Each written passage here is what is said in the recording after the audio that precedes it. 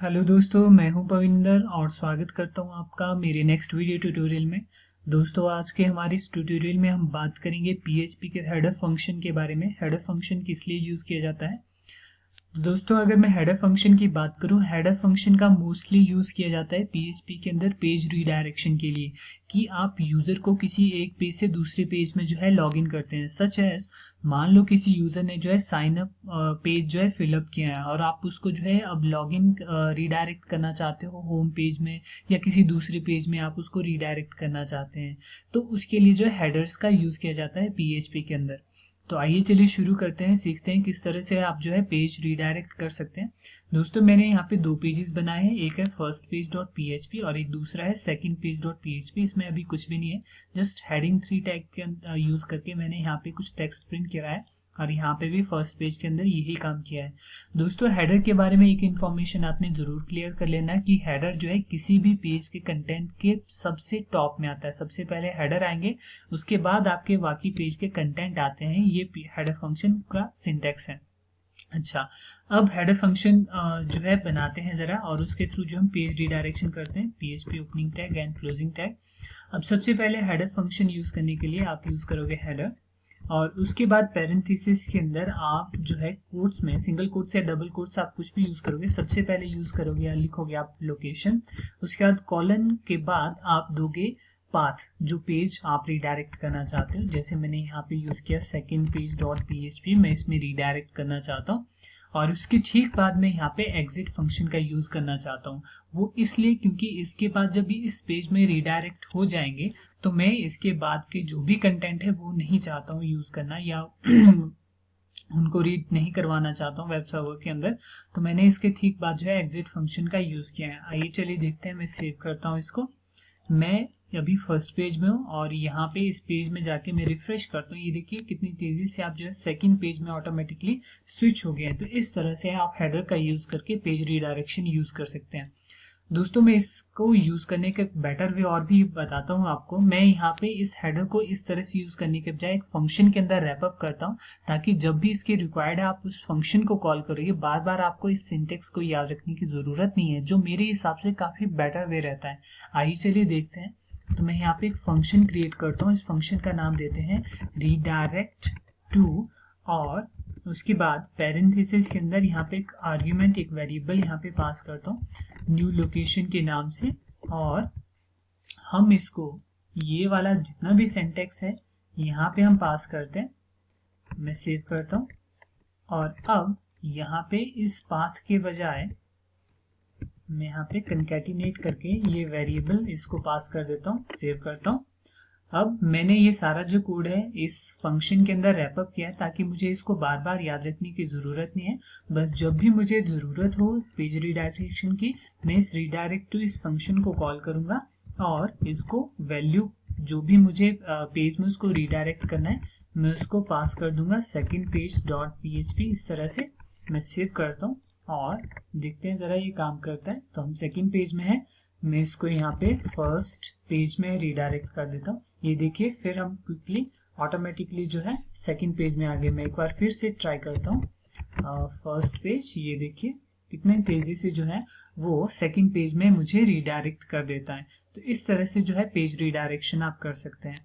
एक और बात मैं इसमें पेज रिडायरेक्शन के बारे में आपको बताना चाहता हूँ, क्योंकि ये जो है बहुत तेजी से या विदाउट एनी टाइम को वेट किए बिना, विदाउट एनी आप कह सकते हो कि जैसे मैं अगर इसको कई पेजेस में कई बार रिडायरेक्शन के दौरान एक चीज़ और ध्यान में रखी जाती है कि आप जब रिडायरेक्शन कर रहे हो तो आप कुछ ड्यूरेशन के बाद जो उसको दूसरे पेज में रिडायरेक्ट करना चाहते हो, तो इसके लिए हम जो है दूसरा तरीका अपनाते हैं। तो आइए चलिए देखते हैं किस तरह से आप वो भी यूज कर सकते हैं।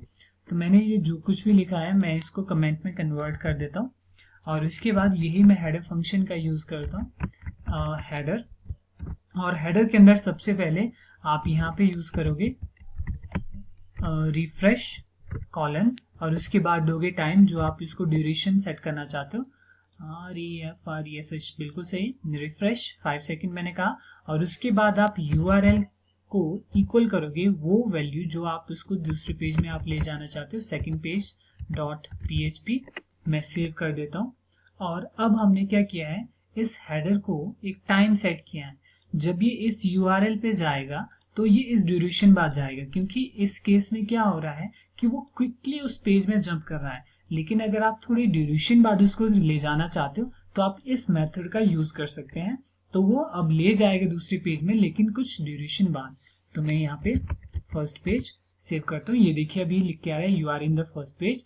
जब भी टाइम ड्यूरेशन खत्म हो जाएगा वो ऑटोमेटिकली देखो मुझे कनेक्ट कर रहा है और सेकंड पेज में ले जा रहा है।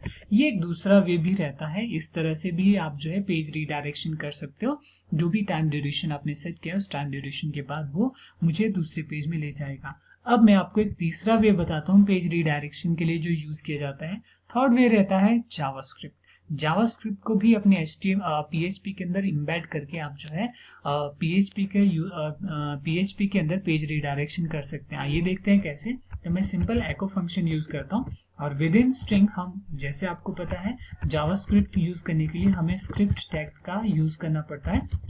तो मैं स्क्रिप्ट टैग यूज करता हूँ और यहाँ पे हम स्क्रिप्ट जावास्क्रिप्ट के लिए जो फंक्शन यूज किया जाता है पेज रीडायरेक्शन के लिए वो है window dot location dot assign और अब हम सिंगल कोट्स का यूज करेंगे। सिंगल कोट्स क्यों? क्योंकि मैंने बाहर ऑटोमेटिकली डबल कोट्स यूज किए हैं, तो मुझे यहाँ पे सिंगल कोट्स ही यूज करने पड़ेंगे। अगर ऐसा नहीं करोगे तो एरर आ जाएगा। एरर इस वजह से आ जाएगा, जैसे मैं अगर यहाँ पे इसको डबल कोट्स यूज करता हूँ तो जो ये एको स्टेटमेंट यहाँ से शुरू है उसको एंडिंग पॉइंट अपना यहीं पे मिल जाएगा। तो इसी चीज से बचने के लिए हम उसको सिंगल कोट्स में यूज करें और इसको पास दे देते हैं सेकंड पेज डॉट PHP। मुझे इस पेज में जंप करो, लेकिन मुझे डायरेक्टली उस पेज में जंप करने से पहले मैं वापस एक पॉपअप अलर्ट मैसेज देना चाहता हूँ जो मुझे ये बताएगा कि आप कहाँ रीडायरेक्ट हो रहे हैं। Redirecting to second page dot PHP। मैं जरा सेव करता हूँ और हम ब्राउजर में जाते हैं और फर्स्ट पेज ये देखिए रीडायरेक्टिंग टू सेकंड पेज। तो जैसे मैं ओके प्रेस कर देता हूँ वो ऑटोमेटिकली मुझे सेकंड पेज में यहाँ पे जंप कर रहा है। तो ये मैंने कुछ 2-3 तरीके आपको बताए पेज रीडायरेक्शन के लिए। आप अपने हिसाब से इनको यूज कर सकते हो, जैसे आपको रिक्वायरमेंट है आप अपने हिसाब से इनको यूज कर सकते हैं और पेज रीडायरेक्शन कर सकते हैं। मैं आपको एक कंडीशनल अप्रोच भी इसके साथ बताता हूँ कि आप कंडीशनल अप्रोच का यूज करके भी किस तरह से पेज रीडायरेक्शन कर सकते हैं। तो इसके लिए मैं दोबारा से यहीं पे ये जो पीछे हमने हेडर फंक्शन यूज किया है मैं इसी में ले जाता हूँ। जैसे मैंने यहाँ पे जो है फंक्शन के अंदर ये सेकंड पेज डॉट PHP इस तरह से मैं यहाँ पे ले गया हूँ। तो सबसे पहले मैं एक वेरिएबल सेट करता हूँ logged in and equals to $_ हम एक गेट वेरिएबल उसको देंगे और ये है लॉग्ड इन और हम यहाँ पे कंडीशन लगाते हैं if logged in equals to 1 तो मैं उसको रीडायरेक्ट करना चाहता हूँ redirect to second page dot PHP। Else हम उसको रीडायरेक्ट करना चाहते हैं मैं सेकंड पेज के बजाय अपने किसी दूसरे पेज में ले जाता हूँ। जैसे एक है यहाँ पे date and time dot PHP मैंने एक पेज बनाया है मैं उस पर ले जाना चाहता हूँ। मैंने सेव किया। अब इसको जो है ये जो फंक्शन है मैंने इसको कंडीशनल अप्लाई बनाया है। एक क्वेरी वेरिएबल मैं भेजूंगा यहाँ पे लॉग्ड इन। अगर उसकी वैल्यू जो है 1 होती है तो वो मुझे सेकंड पेज में ही ले जाए। अगर उसमें कोई दूसरी वैल्यू आती है तो मुझे वो इस पेज में रीडायरेक्ट कर दे। जरा देखते हैं। तो मैं यहाँ पे जाता हूँ फर्स्ट पेज डॉट PHP और एंड में मुझे क्वेरी पैरामीटर क्वेरी वेरिएबल भेजना पड़ेगा जो है logged in and logged in और मैं इसको वैल्यू देता हूँ 1। जरा देखते हैं। ये देखिए सेकंड पेज में मैं ऑटोमेटिकली पहुंच गया। अच्छा अब फिर से फर्स्ट पेज और मैं एंड में क्वेरी पैरामीटर सेट करता हूँ और क्वेरी पैरामीटर है लॉग्ड इन और इसको वैल्यू इस केस में देता हूं मैं 0।